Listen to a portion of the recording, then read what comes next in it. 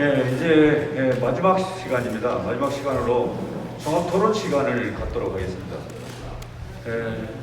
토론의 좌장은 경남대학교 김석호 교수님이시고, 토론자는 허정도 박사님, 경남대학교 박진석 교수님, 창원대학교 조형규 교수님, 경상남도 도시재생지원센터 김근욱 센터장님, 함양센터 손지현 센터장님, 회원연가 협동조합 임철진 이사장님께서 수고해 주시겠습니다. 오늘 토론자가 다 앉으셨는데, 우리 먼저 박수 한번 치십시오. 네, 토론자 소개하고 더 자세한 소개하고 진행은 우리 그 좌장님께서 전적으로 또 진행을 하도록 하겠습니다. 예, 오늘 그 전문가 워크숍 조장을 맡게 된 창원시도 도정센터장 김석호라고 합니다. 예, 반갑습니다. 제 기준으로 오른쪽에 세 분은 아까 발제하시고 해서 소개가 되었고요. 제 왼쪽에 오늘 토론해 주실 경상남도 도시재생지원센터 최현기 팀장님 곁에 있습니다. 그리고 저희 이제 창원 지역 보안 소개 현장 센터장이신 조영규 교수님 참가하셨습니다. 그리고 충무지구 박진석 교수님 참석하셨습니다.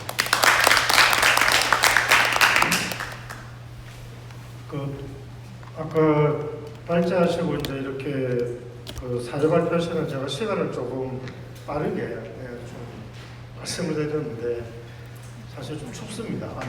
그래가지고 몇 시에 시작하든 4시 반 전에는 무조건 마칠 겁니다. 그래서 걱정하지 마시고. 그래서 지금 아마 오늘 그 큰 주제에 관해서 지금 제 오른쪽 세 분은 토론이라기보다는 나중에 이제 왼쪽에 계신 전문가분들이 말씀하신 것에 대해 가지고 내용이라든지 아니면 아까 그 사례 발표할 때나 주제 발표하실 때 조금 부족했던 부분을 있으시면 또 조금 이제 보충 설명해 주시면 되고요. 그리고 왼쪽에 계시는 이제 우리 최영기 팀장님부터 토론해 주실 건데 한 5분 정도로 해서 평소에 가지고 계시는 생각 말씀해 주셔도 되고요. 아니면 오늘 허정도 박사님이나 추진 사례 발표에 대해서 좀 가진 생각들을 짧게 말씀해 주시면 좋겠습니다. 그럼 먼저 최영기 팀장님의 토론부터 듣도록 하겠습니다. 네, 안녕하십니까. 경상남도 도시재생지원센터의 사업관리팀장을 맡고 있는 최영기라고 합니다. 원래 저희 센터장님께서 참석을 하셔야 되는데 저희 이제 원내에도 다른 행사들이 갑자기 겹치면서 제가 대신 참석을 하게 됐고요. 사실 오늘 일정이 생각보다 무리하게 진행되고 있었는데 처음 기획을 할 때 제가 지금 우리는 도시재생 안에서는 집수리 사업과 거점 시설 운영이 가장 중요할 것 같다고 제안을 드리는 바람에 오늘 창원 센터에서 준비를 하시면서 굉장히 많은 노력을 해주셨고 조금 짧게 이야기가 되고 있지만 내년부터라도 이 주제에 대해서 좀 더 심화할 수 있는 자리들을 저희가 충분히 만들고자 합니다. 그럼 짧게 오늘 발제 혹은 사례 공유에 대해서 제 생각과 의견들을 조금 드리고자 하는데요. 사실 처음에 지속 가능한 도시재생 방향 혹은 도시재생이 어떤 식으로 해야 될지에 대해서 주제가 던져졌는데 허정도 박사님께서 얘기해 주셨던 마음가짐에 대해서 오늘 제대로 알게 되었던 좋은 시간이었는데요. 사실은 아까 얘기해 주셨던 포럼 비엔날레의 표제 덜 미학적이고 더 윤리적이어라 에서 사실은 도시재생 사업은 사업구역 내에서 여러 가지 주민들의 욕구 혹은 욕망의 실현이라고 생각되고 또 행정적으로 많은 부분들이 복합적이어서 오히려 도시재생 사업은 더 미학적, 더 윤리적 그리고 더 실용적이면서 더 포용적이 되었으면 좋을 것 같은 바람을 전하면서 남겨져야 하는 것들에 대해서는 사실 근대건축 자산들이 굉장히 많이 있는데 지금 근대 건축 자산들에 대해서는 너무 급박하게 도시재생 사업도 급박하게 진행되는데 조금 더 여유를 가지고 네, 꽃가루도 날려주시고 굉장히 좋게 해주셨네요. 네. 개발의 논리보다는 지켜야 되는 것들이 중요한데 그것보다 더 중요한 것은 지역의 공감대 형성을 조금 더 생각을 해야 되지 않을까 싶으면서 저희 도시재생 사업을 추진하시는 모든 주민, 전문가, 센터분들은 지역에 뛰어들거나 혹은 지역에 녹아된 전문가가 되어서 지역의 공감대를 충분히 형성할 수 있는 기반들을 좀 만들어 주십사 하는 게 저의 의견이었고요. 사실 집수리 지원 사업과 거점 공간에 대해서는 지금부터 도시재생 사업이 2014년부터 시작됐다고는 하지만 이제 7년 지났고요. 아직까지 선도 지역 사업들도 완료는 됐다고 하지만 실질적으로 주민들이 느끼거나 지역이 공감을 하고 있는 부분은 아직 부족하다고 생각되고 그 부분들을 좀 더 녹여낼 수 있는 그리고 앞으로 뉴딜 사업들이 이제 시작이거든요. 17년부터 선정이 됐다 하더라도 실질적인 사업들은 이제 시작이라서 제일 중요하다고 생각되는 집수리 사업과 거점 공간 운영에 대해서 좀 더 많은 이야기들이 될 수 있었으면 좋을 것 같아서 오늘 주제들도 부탁을 드렸고 다음 내년에는 좀 더 심할 수 있는 자리를 만들고자 합니다. 그러면서 오늘 나왔던 구암 소개와 함량에 대해서 나왔던 현장 이야기들이 매뉴얼 작업 혹은 백서로도 발간이 되어서 앞으로 다른 지역에서 사업 추진을 하실 때 도움이 되고자 저희도 혹은 가능하다면 협의해서 그런 매뉴얼 작업, 백서 작업들을 지원하고자 하고 거점 공간에 대해서는 사실 두 가지 오늘 사례가 됐는데요. 임철진 총장님 같은 경우는 지역의 리더로 이미 활동하고 계시던 분들과 도시재생 사업의 협업이었고요. 난리 복고장 같은 경우는 주민이 지역의 리더로서 육성된 사례가 아니었나 싶은데 그 두 사례들도 충분히 저희 지원 광역적인 차원에서도 계속적인 지원을 통해서 그런 사업들의 사례들이 공유될 수 있고 앞으로 도시재생 사업들에 조금 도움이 되었으면 방향이 좋겠다라고 생각하면서 저는 의견을 마치도록 하겠습니다. 감사합니다. 그럼 바로 이어서 우리 구암 소개 조영규 센터장님께 토론 부탁드리겠습니다. 네. 우선 이제 방금 그 도지원센터 팀장님께서 말씀해 주셨는데 저도 이제 이런 자리에서 발언할 기회가 있을 때마다 도지원센터에 요청을 드리는 게 우리 현장에서 이제 일하는 그 스태프 입장에서는 항상 어떤 사업을 할 때 다른 곳에서는 어떻게 하고 있을까가 좀 제일 궁금한 사항 중에 하나거든요. 그럴 때마다 이제 일일이 직접 저희들이 뭐 센터에 전화해서 때로는 문제박들도 당하면서 이제 물어보고 이렇게 하는데 이럴 때 이제 도에서 좀 그 데이터베이스를 좀 만들어주는 게 사실은 도 지원센터의 가장 기본적인 기능이 아닐까 이렇게 생각하고 방금 이제 백서도 만들고 매뉴얼을 만들겠다는 말씀을 하셨는데 그런 걸 꼭 도 지원센터에 들어가시면 그 사업들을 좀 수행하셔가지고 우리가 집수리 사업을 할 때도 사업 단계별로 사실은 굉장히 의사결정을 해야 되는 상황들이 많이 있습니다. 아까 하다못해 이제 저희 사업주의부에서 발표한 그 직원의 내용에서도 집수리 대상자의 선정을 어떤 방식으로 할까? 그것도 이제 평가라는 방식도 있고 추첨이라는 방식을 저희가 또 한번 시범적으로 해봤는데 뭐 이런 것들도 이제 각 평가 그러니까 이제 방식들이나 장단점 이런 것도 있을 수 있기 때문에 아마 다른 그 곳에서 또 사업을 새로 기획하신다면 이런 부분들이 많이 궁금해하실 것 같다는 생각이 듭니다. 그래서 그런 것들이 도에서 좀 많이 자료들을 윗선 현장에다가 좀 제공해 주시면 실선에서 좀 사업할 때 큰 도움이 되겠다는 생각을 하게 됩니다. 집수리는 어쨌든 굉장히 감정 노동을 많이 하게 되는 사업일 수밖에 없는 것 같아요. 그래서 담당하는 직원들도 굉장히 고생을 많이 하고 주민들은 이제 끝나고 나면 만족도 높은데 사업 과정에서 여러 가지 본인들의 어떤 자부담이 발생하기 때문에 그렇습니다. 자부담을 내기 때문에 본인들의 발언권을 높일 수밖에 없는 거고 그러다 보니까 이제 본인들이 이제 원하는 그리고 특히나 이제 보통은 그동안 예를 들어서 300이면 공사를 다 했던 것을 이게 일종의 관급 공사에 준하게 진행되다 보니까 비용이 좀 올라가는 부분들이 발생할 수밖에 없는 거고, 그런 것들에 대한 어떤 인지 격차 이런 것들도 실제로 주민들이 또 못마땅히 여기는 부분이기도 합니다. 그런 부분들 때문에 굉장히 좀 애로사항이 많은 사업들인데, 아무튼 구암 속에서 그런 사업들을 했고, 함양에서도 함양 같은 경우는 특히나 아까 디자인도 좀 일관되게 적용을 했고, 또 이 사업 대상지들이 좀 군집되어 있어서 집수리 효과가 외관 개선하는 효과가 좀 뛰어난 그런 사례라고 볼 수 있습니다. 이제 사업 뉴딜 사업 지구들이 지역들이 이제 짧게는 2년, 3년, 이렇게 길게는 뭐 4년 차, 5년 차에 접어드는 지역들도 이제 나오고 있는데요. 그러면서 결국 남는 건 이제 거점을 어떻게 운영할 것인가, 이 부분이 가장 핵심인 것 같습니다. 김해 같은 경우는 보니까 이제 치즈가 굉장히 매력적인 사업 아이템인 것 같고, 제가 나중에 이사장님께 지금 토론하시니까 좀 여쭤보고 싶은 게, 토론하실 때 좀 답변해 주시면 될 것 같은데요. 이게 이제 그 주민들이 봤을 때 그러니까 치즈에 대한 기술력은 아주 소수가 갖고 계셨을 것 같거든요.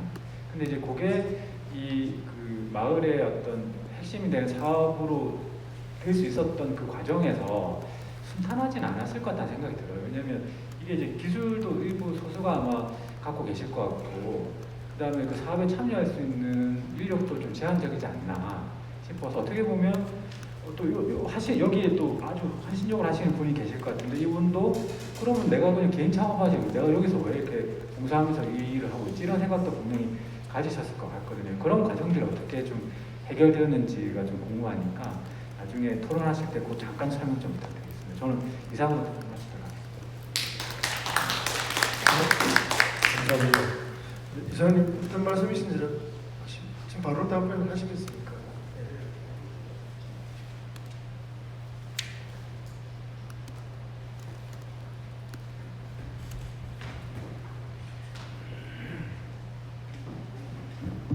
예, 이제 됐어요. 그 질문이 저쪽만 잘 들리고 여기는 잘 안 들리죠.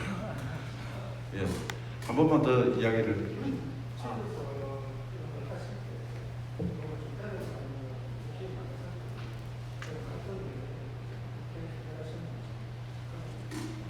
예, 저희가 엄마들이 아이를 가지면은 10개월 만에 낳잖아요. 지금 4년을 했는데도 아직 좀 어려운 부분들이 있습니다. 그 치즈 같은 경우에는 일단 기능이 제일 중요하거든요. 치즈를 만들 수 있냐 없냐. 시간이 지나면 되기도 하겠죠. 근데 일반 치즈 같은 경우에 구워 먹는 치즈, 모짜렐라 이런 생치즈 종류는 금방 기능을 습득할 수가 있습니다. 근데 숙성 치즈 같은 경우에는 만들고 난 이후에 관리가 제일 중요하거든요. 예, 그런 기술들을 습득하는데 꽤나 오랜 시간이 필요했고, 또 그런 과정에서 우리가 만들어서 관리하면서 실패했던 원유의 양만 하더라도 상당량이 됩니다. 그래서 꽤나 또 많은 자원이 들어가죠. 예, 이 자원은 처음에 도시재생 사업으로 시작을 한 것이 아니라 지역 사회에서 이걸 조달을 했거든요. 회현당 사회적 협동조합이라는 곳이 있고요. 그리고 생명나눔재단에서는 이 난치병 아동을 지원하는 그런 법인입니다. 그래서 거기에서 사회적 경제 지원금을 만들어서 3천만 원을 내서 처음 치즈 교육이 시작되었고요. 그리고 지역 토종균을 일단 만드는데 예산이 부족해서 사회적 협동조합 회원당에서 3천만 원을 이렇게 지원을 했습니다. 그래서 총 6천만 원으로 시드머니가 만들어지면서 진행이 됐는데, 재생사업이 이제 결합되면서 여러 가지 교육과 관련된 이런 도움을 줬죠. 꽤나 많은 도움을 줬고요. 그 바람에 예산의 문제는 좀 해결이 됐었습니다. 두 번째 봉착했던 것은 이 기술을 배우는 사람들이 임실까지 가야 되고, 또 임실에서 오기도 하고, 또 자체에서 계속해서 이제 끊임없이 이 교육을 끊기지 않고 해야 되는데, 이 엄마들이 또 나름의 또 본인의 또 생업을 조금씩 유지해야 되기 때문에 알바 시간 빼서 나오고 막 이렇게 했던 여러 가지 어려움이 있습니다. 예, 그러면서 또 마을 주민들도 불편한 게 있었던 것 같거든요. 치즈도 가공하고 야구르트도 만들고 체험관에는 거기에 맞는 직기들이 필요하고 레스토랑도 마찬가지거든요. 근데 여기에 예산이 총 설비까지 해서 9억이고 운영 자금해서 1억 정도 10억을 크라우드 펀딩을 하고 있습니다. 이게 본형 크라우드 펀딩을 하고 있고요.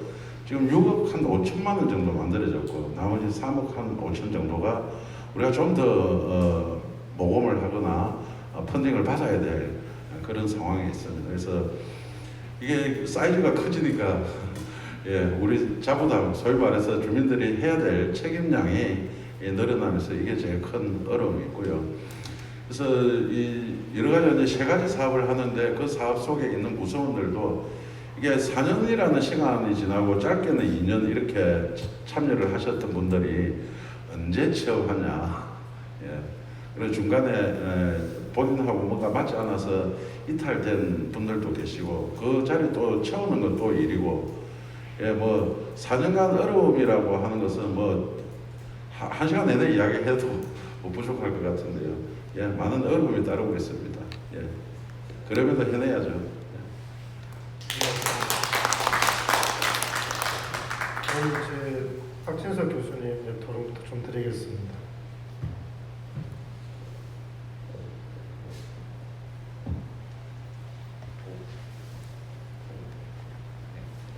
네, 오늘 제가 좀 늦게 왔습니다. 저기 그 기말고사를 시켜놓고 조교한테 시험지 거두라고 시켜놓고 왔긴 왔는데 강의 조금 제가 늦었긴 했네요. 오늘 사실은 이게 굉장히 저희 이제 광역에서 지금 저희가 지금 이게 지금 경남에서 지금 주최하는 거잖아요, 그죠? 저희 광역센터에서 주최하는 내용들인데 굉장히 중요한 2가지 내용이 있는 것 같습니다. 일단 첫 번째는 이제 체감이 가장 높은 집수리 사업의 집행 방식 그리고 성과 도출 그다음 향후 이제 지속 가능성 소위 이제 운영 관리라고 하는 공사 끝나고 어떻게 할 것인가에 대한 부분이 차원과 함량이 좀 굉장히 그 캐릭터를 가지고 접근을 하는 것 같고요.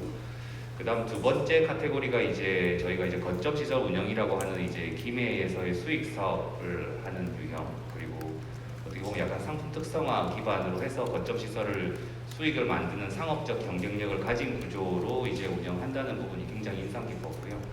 그 다음에 이제 여자는 이제 여기 저희 이영선 이사장님께서 사실 좀 굉장히 많은 노력을 하셔서 이제 오늘날까지 오셨는데 그 사업 내용을 보시면 다 아시다시피 커뮤니티 비즈니스랑 이제 공간 임대를 중심으로 해서 이제 운영하는 방식입니다.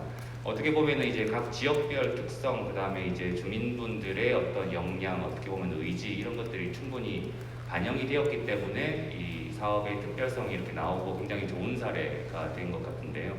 근데 아까 그 창원 사례에서 프리젠테이션 말명에 이제 김대경 연구원이 보여준 것처럼 저희 사업은 지금 국토부에서 내려오는 하나의 싱글 가이드라인을 통해 가지고 이루어지고 있습니다.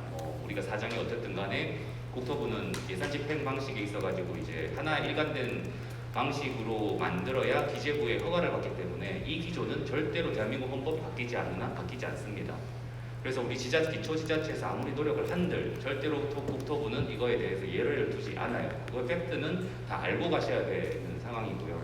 그러면 어떻게 하느냐라고 다른 지자체, 예를 들어서 전남이나 정부 이걸 열심히 하고 있는 특히 이제 뭐 일부 지역, 부산, 영도 같은 경우는 광역센터에서 국토부랑 협의를 해요.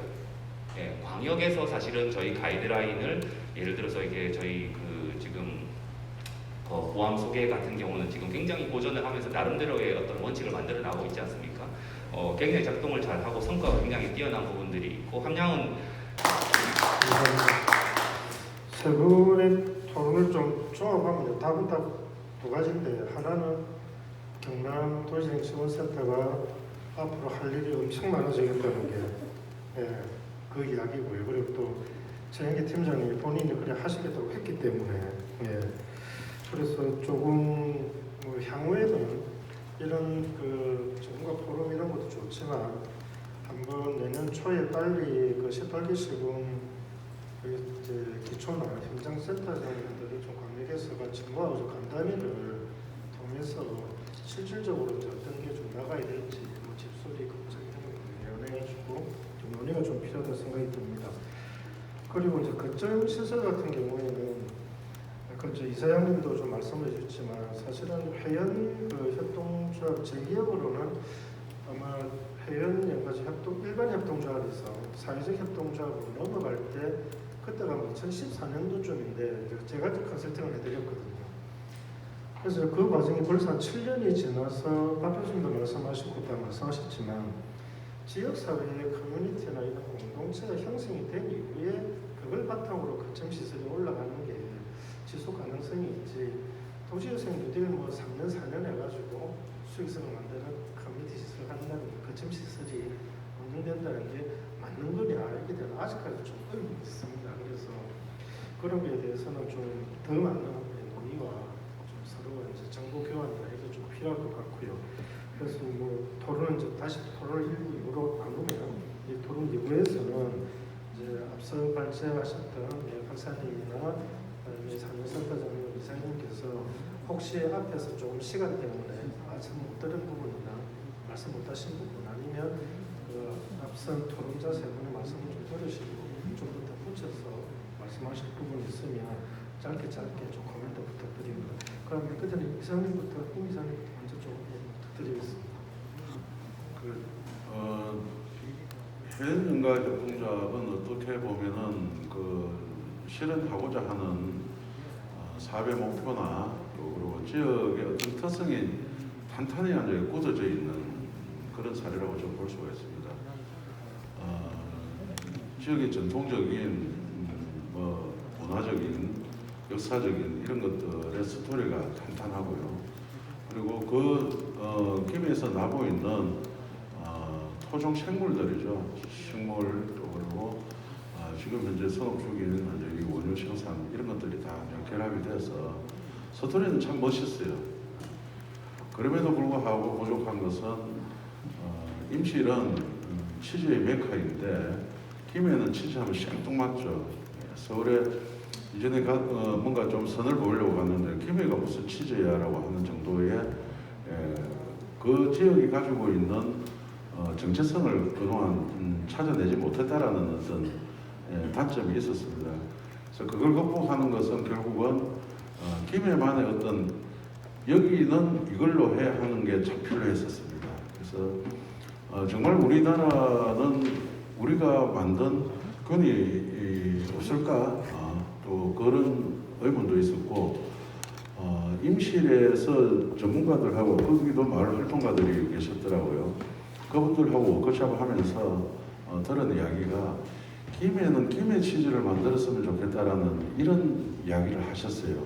그래서 그게 무슨 말이냐 하니까 우리는 부끄럽게도 수입균을 쓰고 있는데 김해는 자체의 균을 좀 만들었으면 좋겠다. 그래서 그게 가능하냐라고 했더니 불가능하지는 않을 거다라고 시도를 해보지도 못했대요. 거기도 만들어서 상품화하는 것이 우선이었고 그래서 참 많은 분들을 만났어요. 정말 가능한지를 타진을 해보고 그래서 유청 스타트를 생산하는 것도 쉽지는 않았지만은 거기에 들어가 있는 동전들을 확인하는 것도 꽤나 많은 시간이 걸렸거든요. 예산도 많이 들어가고요. 또 이게 배양을 하는 과정에서 오늘 배양해 놓으면 내일 죽어버리고 일주일 살다가 죽어버리고 막 이런 반복된 어려움들이 꽤나 있었습니다. 근데 끝까지 하는 사람이 이긴다라는 그런 어떤 신념이 하나 있었었고요. 그래서 예산도 예산이지만 거기에 들어가는 많은 에너지 속에 스트레스도 꽤나 많거든요. 이 못하면 어떻게 하지 않나 이런 불안감도 생기고 그래서 다행히 만들어내긴 했지만은 또 이걸 동결건조를 자체서 하기에는 너무 많은 장비들이 들어가고 해서 일부분은 외부에 이제 위탁을 해서 이제 만들어놨고 그걸 쓰고도 있거든요. 그래서 장기적으로는 자체 동결건조하는 이제 방식이나 이런 것도 도입을 해야 되는데 그건 아주 먼 미래인 것 같고요. 정말 뭐 이익을 많이 남겨서 지역사회 공헌도 하고 또 그런 비용들을 축적할 수 있다라면 그건 현실적으로 가능한 이야기겠지만은 쉽지 않은 산업화하기 쉽지 않다라는 그런 생각도 들고요. 처음에 시작할 때는 김해에 뭐 원유가 있으니 이걸로 치즈 만들자라는 이런 단순한 동기였지만은 원유도 우리가 마음대로 얻을 수 없다라는 걸 알게 되고 또 그리고 김해만의 독특한 뭔가가 아니면은 죽어도 임신을 따라갈 수 없는 그냥 치즈가 되는 거죠. 예, 그래서 개인적으로는 그런 노력들을 같이 해왔던 우리 협동조합의 멤버들 또 그리고 지역 주민들이 포기하지 않았다라는 것이 제일 큰 어떤 성공의 요인이라고 생각하고요. 그래서 앞으로 가는 길도 험하다고 생각이 됩니다.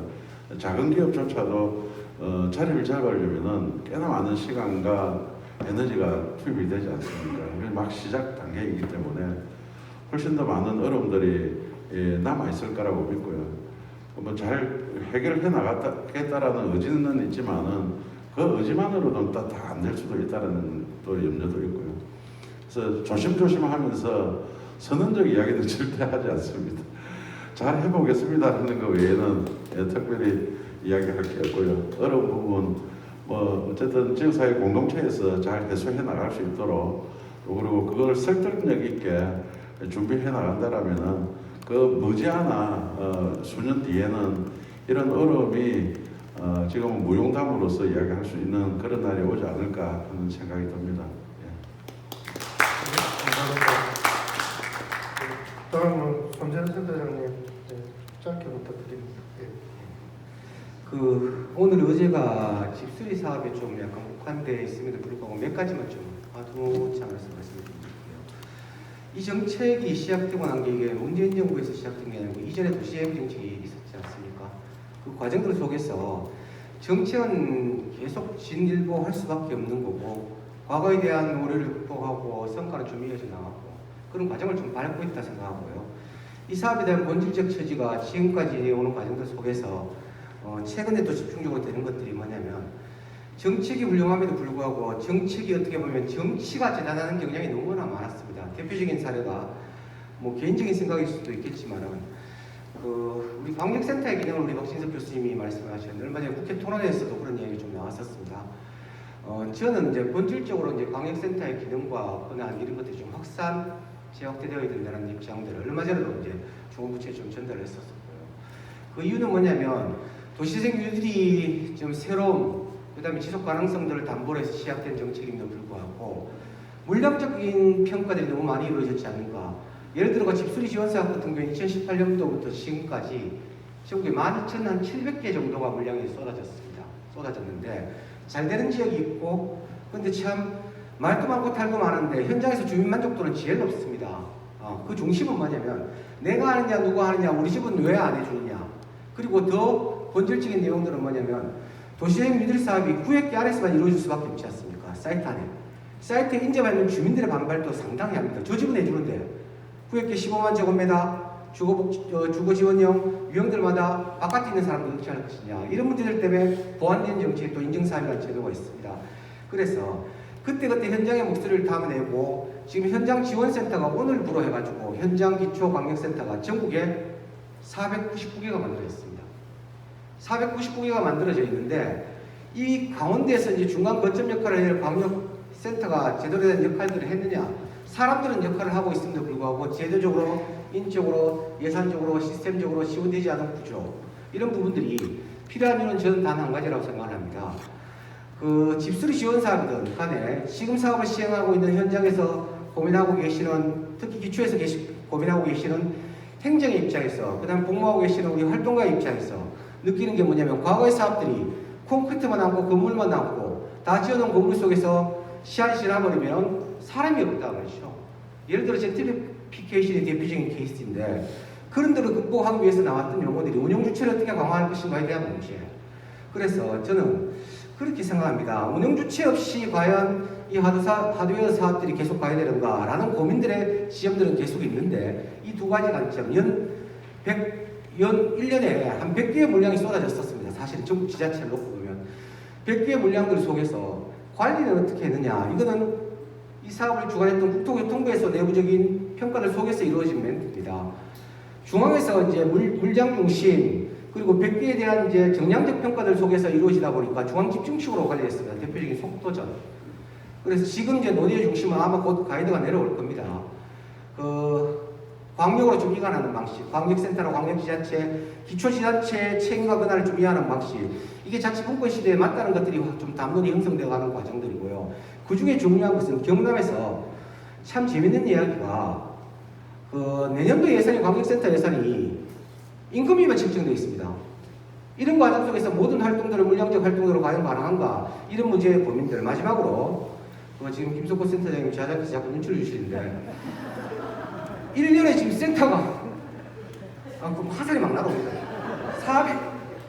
499기가 센터가 있는데 창원이나 이제 도시재생 1번지, TBC로 시작됐던 창원, 전주, 그리고 창원은 모범적으로 그 활동가들이 고생들을 하고 있고 주민들의 도움 없고 주민들의 참여 없이 과연 이 사업이 됐겠습니까? 그리고 이 지역에 있는 예술인들의 참여 없이 사업이 되었겠습니까? 행정의 헌신 없이 사업이 되었겠습니까? 그러나 시군들마다 편차가 있는데 가장 이직률 높은 게 도시재생지원센터의 활동가와 코디네이터들입니다. 기준도 없고 근데 도시재생특별법이나 가이드라인에 센터를 설치할 수 있다 이래 되어 있습니다. 그 말은 뭐냐면 설치 안 해도 된다 이 뜻 아니겠습니까? 기간제 근로자부터 사람이 우선되듯이 사람에 대한 예우나 조건들 없이 미래 전망을 내올 수 있는 구조가 과연 이대로 계속 가야 되는가라는 관점. 결론적으로 지금 오늘 또 지금 정면에 앉아 계신데 창원에서 주거 지원형 사업이 한 번 떨어지고 이번 두 번째 됐다 아닙니까? 김민실 위원장이 앉아 계시는데 주민 참여 없이는 이 사업이 성공할 수 없고 첫 번째도 신뢰고 중간 지원 조직인 창원센터에 대한 신뢰, 창원시 공무원들에 대한 신뢰, 여기서부터 시작해가 걸어가는 것들이 도시의 첫걸음이 아닐까 이렇게 생각합니다.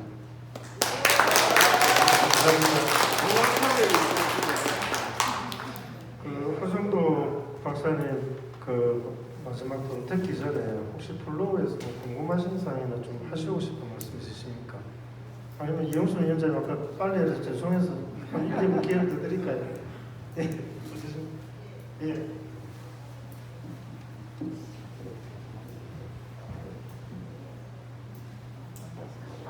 일어서서 하겠습니다.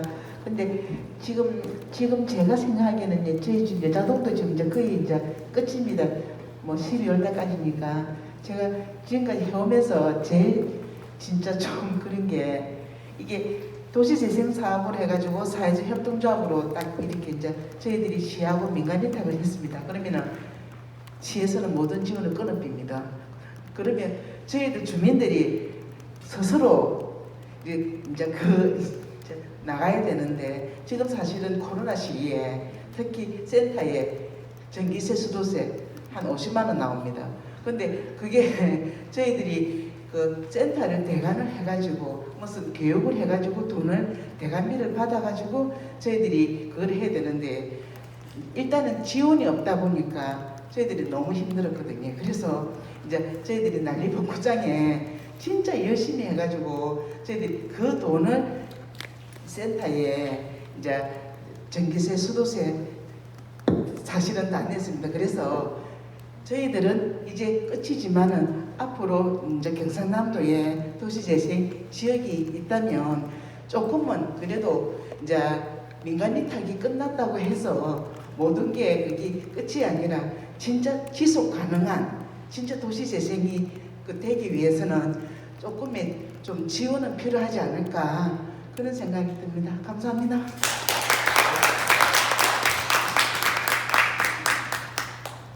답은 지금 아무도 못할 거라서 그 제 말씀에 대해서의 공통의 과제로 좀 남기고요. 오늘 이제 전문가 토론의 마지막으로 그 지속 가능한 도시재생 방향에 대해서 큰 주제 말씀해 주신 허정도 박사님 이제 마무리 말씀을 듣고 종료하는 걸로 그렇게 하겠습니다. 네, 다시 또 말씀을 드리게 되었습니다. 짧게 이야기하겠습니다. 아시는 대로 도시의 변화는 도시가 유기체와 같기 때문에 큰 사이클을 그리면서 변합니다. 도시는 하나의 도시가 고정적으로 있는 것은 없습니다. 그런데 도시의 변화는 기계적으로 시간에 따라 변하는 것이 아니고 여러 조건에 따라 변합니다. 인구 조건에 따라 변하기도 하고 산업의 조건에 따라 변하기도 합니다. 그리고 생활 방식의 변화에 따라 도시가 변하기도 합니다. 실제로 그 여기도 창동이지만 이런 도심 공동화 현상은 생활 방식의 변화, 즉 사람들이 대단히 아파트에 가서 살기 시작하면서부터 도심의 공동화가 급하게 일어났거든요. 이런 여러 가지 외적 조건에 의해서 도시가 변하는데 크게 사이클을 그리면서 변화하고 있습니다. 그런데 지금 한국에 뭐 전 세계적으로도 마찬가지입니다만은 지금 단계에서는 각 기존의 도시에 특히 그 도시 중에서 오래된 지역에 사람들이 빠져나가거나 그 환경이 지금 현재 수준에 미치지 못해서 뭐 집수리 같은 것도 하고 또 도식재생 이런 데도 투자를 하고 이렇게 하는 것입니다. 이 모든 것은 그곳에 살고 있는 사람들의 삶의 질을 높이기 위해서 하는 행위죠. 그래서 여러분들이 하는 행위가 바로 여러분들이 지금 하고 있는 그 대상 지역에 있는 시민들의 삶의 질을 높여주고자 하는 그런 행위입니다. 삶의 질의 높임은 무엇과 같다는 것은 아까 말씀드렸기 때문에 설명드리지 않겠습니다. 따라서 아까 그 진해에서 오신 이영순 이사장님 발표하실 때 그러시대요. 나는 자부심이 있다. 이 건으로 이렇게 말씀하셨죠. 네. 그런 점에서 꼭 제가 당부하고 싶은 것은 이 시점에서 여러분들이 관계하고 있는 지역의 시민의 삶의 질을 높이기 위해서 하는 여러분들의 행위에 대해서 자부심을 가지시기 바랍니다. 그것이 굉장히 중요합니다. 나는 지금 무슨 일을 하고 있다. 내 일을 통해서 많은 사람들이 살고 있는 삶의 질이 높아질 것이다. 나는 그 일을 하고 있다. 이런 생각을 꼭 가지시기 바랍니다. 당부드립니다.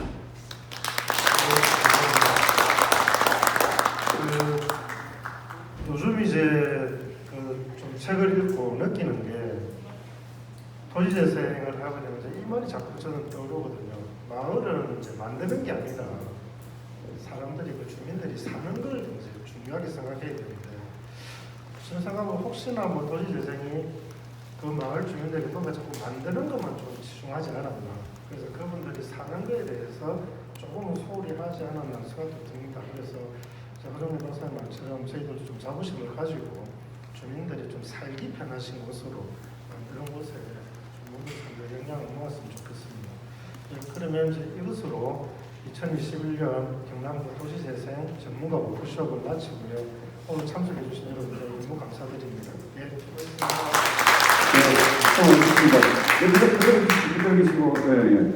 오랜만에 이런 행사를 하다 보니까 좀 도시재생 특강 발표, 전문가 토론 이렇게 바쁘게 진행했습니다. 어떻습니까? 워크숍 유익했습니까? 네. 다행입니다. 그러면 이 발표해 주신 분들을 위해서 뜨거운 박수 한번 다시 한번 해주십시오. 이번 워크숍은 새로운 도시재생의 방향을 제시하고 현장에서 다양한 의견들, 사례들을 바탕으로 해서 지속가능한 도시재생의 방향이라는 주제로 이렇게 마련했습니다. 그동안에 끝까지 함께해 주신 모든 분들께 감사드리고 코로나19가 또 강화되었다고 합니다. 연말에 몸조심하시고 잘 마무리를 잘 해주시기 부탁드립니다. 코로나19로 인해서 오늘 사실은 저녁 만찬을 좀 했으면 좋겠는데 저녁 만찬을 좀 못하고 아까 이영순 위원장님께서 뭐 샌드위치 만든다는데 그 협동조합에서 직접 만든 그 샌드위치를 나가시면서 드리도록 하겠습니다. 네, 또 소정의 선물들, 저희들이 마련한 선물들 또 경남은행에서 이 책상용 달력을 또 보내주셔서 가져가시면 되겠습니다. 치즈는 뒤에 한번 김해에서 한번 다시 워크숍 할 때 치즈 한번 치즈 진짜 맛있어요. 예. 그럼 이상으로 2021년 경남 도시재생 전문가 워크숍을 모두 마치겠습니다. 수고 많으셨습니다. 감사합니다.